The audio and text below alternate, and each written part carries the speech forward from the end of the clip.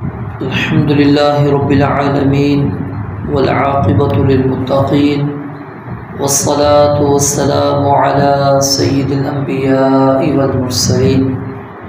أعوذ بالله السميع العليم من الشيطان الرجيم من همزه ونفخه ونفثه. بسم الله الرحمن الرحيم. وَإِذَا اور جب طلقتم النساء تم طلاق دے دو عورتوں کو فبلغن اجلہن پس وہ پہنچ جائیں اپنی عدت کو، یعنی عدت ان کی مکمل ہو جائے. فلا تعضلوہن پس تم انہیں نہ روکو ان ینکحن کہ وہ نکاح کر لیں ازواجہن اپنے خاوندوں سے اذا جب تراضوا وہ راضی ہو جائیں بینہم آپس میں بالمعروف اچھے طریقے سے. ذالک یوعظ بہ یہ بات جس کی نصیحت کی جاتی ہے من کان اس شخص کو جو ہو منکم تم میں سے یؤمن باللہ والیوم الآخر اللہ تعالیٰ پر اور یوم آخرت پر ایمان رکھتا ہو. ذالکم ازکا لکم یہ تمہارے لیے زیادہ ستھرا ہے، واطہر اور زیادہ پاکیزہ ہے. واللہ یعلم اور اللہ تعالیٰ جانتا ہے، وانتم لا تعلمون اور تم نہیں جانتے. ایک مرتبہ پھر دیکھیں. وَإِذَا طَلَّقْتُمُ النِّسَاءَ اور جب تم طلاق دے دو عورتوں کو فَبَلَغْنَ أَجَلَهُنَّ پس وہ اپنی عدت کو پہنچ جائیں فَلَا تَعْضُلُوهُنَّ تو تم انہیں نہ روکو أَن يَنكِحْنَ أَزْوَاجَهُنَّ کہ وہ نکاح کریں اپنے خاوندوں سے. اذا تراضوا بینہم بالمعروف جب وہ آپس میں اچھے طریقے سے راضی ہو جائیں. ذالک یوعظ بہ یہ بات جس کی نصیحت کی جاتی ہے من کان منکم اس شخص کو جو ہو تم میں سے یؤمن باللہ والیوم الآخر اللہ تعالیٰ پر اور آخرت کے دن پر ایمان رکھتا. ذالکم ازکا لکم یہ تمہارے لیے زیادہ ستھرا ہے، واطہر اور زیادہ پاکیزہ ہے. واللہ یعلم اور اللہ تعالیٰ جانتا ہے، وانتم لا تعلمون اور تم نہیں جانتے. اس آیت مبارکہ کا شان نزول یہ ہے کہ سیدنا معقل بن یسار رضی اللہ تعالیٰ عنہ بیان فرماتے ہیں کہ میں نے اپنی بہن کا نکاح ایک شخص سے کر دیا، اس نے اس کو طلاق دے دی. جب عدت گزر گئی میری بہن کی تو اس کو نکاح کے پیغام آنا شروع ہوئے، تو پہلے خاوند نے دوبارہ نکاح کا پیغام بھیج دیا. تو جب وہ پیغام لے کر آیا تو میں نے اس سے کہا کہ میں ہرگز اپنی بہن کی شادی تم سے نہیں کرنے والا. کیوں؟ کیونکہ اللہ کی قسم پہلے میں نے تمہیں عزت دی تھی، تمہارے ساتھ اپنی بہن کا نکاح کیا تھا، اس کو تمہاری بیوی بنایا تھا، تمہاری عزت افزائی کی تھی، لیکن تم نے اس کو طلاق دے دی. تو اب اللہ کی قسم میں کبھی بھی تمہارے پاس اس کو واپس نہیں آنے دوں گا. تو اب سیدنا معقل کہتے ہیں کہ میری جو بہن تھی وہ بھی اپنے خاوند کے پاس جانا چاہتی تھی. تو اللہ رب العالمین نے یہ آیت مبارکہ نازل فرمائی، اور جب یہ آیت مبارکہ نازل ہوئی تو کہتے ہیں جیسے ہی یہ آیت اتری تو میں نبی علیہ السلام کے پاس آیا اور میں نے کہا اللہ کے نبی علیہ السلام اب میں اپنی بہن کا نکاح کر دوں گا. ایک تو یہاں پر سیدنا معقل بن یسار کی فضیلت بھی ملتی ہے کہ دیکھیں اللہ تعالیٰ کے حکم کے آگے کیسے جھک گئے. پہلے کہتے ہیں کہ میں تمہیں نکاح میں نہیں دینے والا دوبارہ اپنی بہن. جب آیت اتر گئی اللہ تعالیٰ نے کہا فلا تعضلوہن تم رکاوٹ نہ بنو، تم نہ روکو. تو کیا کہتے ہیں اللہ کی قسم میں اب اپنی بہن کا نکاح تمہارے ساتھ کر دوں گا. تو یہ صحابہ کرام رضوان اللہ علیہم اجمعین کا طرز عمل تھا، اور ایک مسلمان کا بھی طرز عمل یہی ہونا چاہیے کہ جب اس کے سامنے اللہ اور اس کے رسول علیہ السلام کی کوئی بات آ جائے تو فوری طور پر اس کے اوپر عمل پیرا ہو، چاہے پھر اس کے اندر انسان اپنا کتنا ہی بڑا نقصان کیوں نہ سمجھتا ہو، حتیٰ کہ یہاں پر عزت نفس کا بھی معاملہ ہے نا۔ اب سیدنا معقل نے قسم بھی کھائی بھی، وہ بھی چیز مد نظر رکھیں، پھر ظاہر ہے وہ عزت بھی ہے کہ اب پہلے ان کو منع کر دیا، اب کیسے اس کو دوبارہ نکاح میں دینا، لیکن کیا ہے وہ ساری چیزیں انہوں نے پسے پشت ڈال دی، صرف اللہ رب العالمین کے حکم کو آگے رکھا۔ اور دوسری بات، اس آیت مبارکہ سے یہ مسئلہ بھی ثابت ہو گیا، پیچھے بھی آپ کو بتایا تھا کہ عورت اپنا نکاح خود نہیں کر سکتی، کیونکہ اگر عورت اپنا نکاح خود کر سکتی ہوتی تو اللہ رب العالمین یہ نہ کہتے کہ فلا تعضلوہن، تم رکاوٹ نہ بنو، تو اللہ کہتے ٹھیک ہے وہ آپس میں راضی ہیں، عورت جا کے نکاح کر لے۔ تو کیونکہ نکاح کون کروائے گا عورت کا؟ اس کا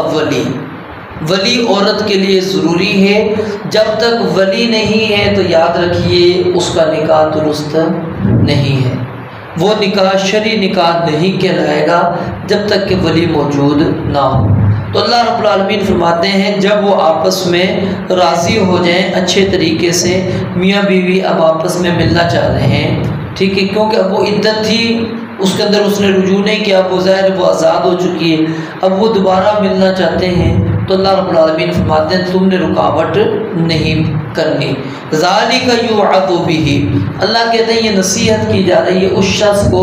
من کان منکم یؤمن باللہ والیوم الآخر، جو بندہ بھی تم میں سے اللہ اور آخرت کے دن پر ایمان رکھتا ہے، ٹھیک ہے، اس کو اللہ تعالیٰ کہتے ہیں یہ ہماری نصیحت ہے کہ وہ رکاوٹ میاں بیوی کے درمیان میں نہ بنے۔ اور سب سے بڑی چیز اگر معاشرے میں ہم دیکھیں، وہ میاں بیوی آپس میں ملنا چاہ رہے ہوتے ہیں، اب یا تو لڑکی کا بھائی رکاوٹ آ جائے گا، ٹھیک ہے، والد رکاوٹ آ جائے گا، چاچا تایا، وہ دور کے وہ رشتہ دار جو پہلے پوچھتے بھی نہیں ہوں گے نا، وہ بھی آ کے گھس جائیں گے، وہ کہیں گے نہیں ہم کیسے جانے دیتے، ہماری عزت ہے۔ تو اللہ رب العالمین فرماتے ہیں کوئی بھی رکاوٹ نہ ہو۔ تو جب یاد رکھیں جب تک میاں بیوی کی آپس میں معاملات افہام و تفہیم سے چل سکتے ہیں، دونوں گروہوں کے جو بڑے ہیں ان کو چاہیے کہ وہ سائڈ میں ہی رہیں، یعنی اور خاص طور پہ جس دور کے اندر اب ہم چل رہے ہیں اس کے اندر تو یہ انتہائی ضروری ہو چکا ہے، کیونکہ ظاہر ہے اب وہ ادب و احترام بھی بچوں کے اندر نہیں رہا کہ جو والدین پہلے کہتے تھے جی اس سے نکاح کر لو تو وہ چکاتے تھے سر، وہ کہتے تھے چھوڑ دو تو چھوڑ دیتے تھے، یہ کام نہیں ہوتا، ٹھیک ہے، مخالفتوں میں چلے جاتے ہیں، پھر وہ بندہ بھاگ کر لیتا ہے۔ تو اس کے اندر بہتر کیا ہے کہ شرعی طور پر نکاح ان کا کر دیں اور اس کے بعد ان کو کہیں آپ اپنی زندگی اچھی طرح سے گزاریں۔ دونوں کو جب آزادی دونوں طرف سے ملے گی تو یقیناً وہ جوڑا امید ہے کہ زندگی کے آخری لمحات تک چلا جائے، مگر نہ اگر کہیں نہ کہیں رکاوٹ دونوں میں سے کوئی آ کر بن گیا تو پھر وہ معاملات نہیں سدھرتے، پھر وہ معاملات مزید بگڑتے ہیں، جیسا کہ یہاں پر آپ نے سیدنا معقل بن یسار کے بارے میں پڑھا، ٹھیک ہے، وہ رکاوٹ پیش کر رہے تھے نا کہ میں اپنی کرنے والا، بھائی مطلب رکاوٹ کے اندر کھڑا ہو گیا۔ اب بھائی بھی دیکھیں نا کب تک وہ مثال ہے، ہم اپنے معاشرے کی بات کرتے ہیں صحابہ کے زمانے کی نہیں، ہم کیا کہتے ہیں کہ والدین بچیوں کو یہی سمجھاتے ہیں کہ جی بھائی کے دروازے پر کب تک بیٹھی رہو گی، جب ہم مر جائیں گے تو اس کے بعد ہی بھائی نے تمہیں بھی نکال دینا، یعنی والدین بھی وہ یہی چاہ رہے ہوتے ہیں یہ چلی جائے بسائے اپنے گھر کو خوشحال زندگی گزار لیں، لیکن رکاوٹ کون پیش ہو رہتا ہے؟ وہ نیا خون ہوتا ہے، جوش ہوتا ہے، جذبہ ہوتا ہے، نہیں اس کو سمجھ آ رہی ہوتی، وہ کہتا اچھا یہ معاملہ اس نے آخر کیوں کیا تھا، اب ہم نے واپس بھیجنا ہی نہیں۔ تو اللہ رب العالمین فرماتے ہیں جو اللہ اور آخرت کے دن پر ایمان رکھتے ہیں ان کو یہ نصیحت ہے کہ وہ رکاوٹ پیش نہ کریں۔ اور یہاں سے ایک اور چیز، ایک تو یہ ہو گیا کہ پہلا خاوند نکاح کر رہا تھا، اور دوسرا اس کے اندر یہ چیز بھی شامل ہے کہ اگر وہ عورت طلاق کے بعد دوسری جگہ پر نکاح کرنا کہیں اور چاہتی ہے تو کوئی ولی رکاوٹ پیش نہ کرے، وہ اس کو روکے نہیں کہ جی اب کیوں تم دوبارہ نکاح کر رہی ہو، تمہیں پتہ نہیں لگا پہلے طلاق ہو چکی ہے تمہیں، پھر جاؤ گی پھر زندگی خراب کر کر اپنی آؤ گی، ہے اللہ کہتے ہیں رکاوٹ نہ بننا، وہ اگر کہیں اور نکاح کرنا چاہتی ہے تو اس کا نکاح وہاں پر کروا دو۔ ذالکم ازکی لکم واطہر،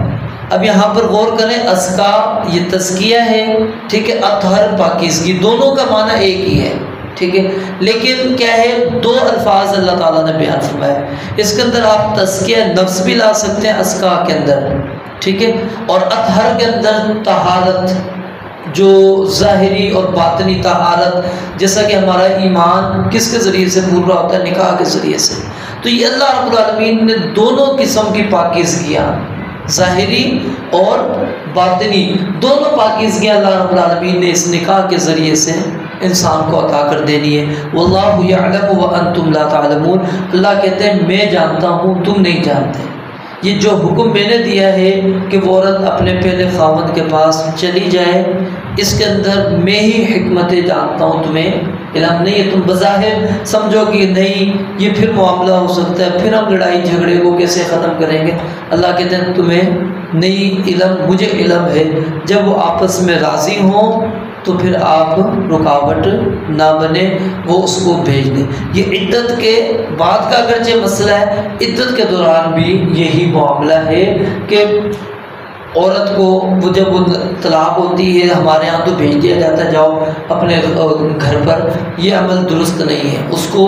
خاوند کے گھر پہ ہی رکھنا چاہیے، اور ہمارے ان کو بھی سمجھنا چاہیے جن کی لڑکی ہوتی ہے کہ اس شریعت پر عمل کرواتے ہوئے بچی کو واپس بھیجے اس کے گھر پر، کہ نہیں یہ عدت کے اندر ہے تمہارے پاس ہی رہے گی، چلو ٹھیک ہے تم نے طلاق دے دی۔ کیوں؟ ادھر رہنے سے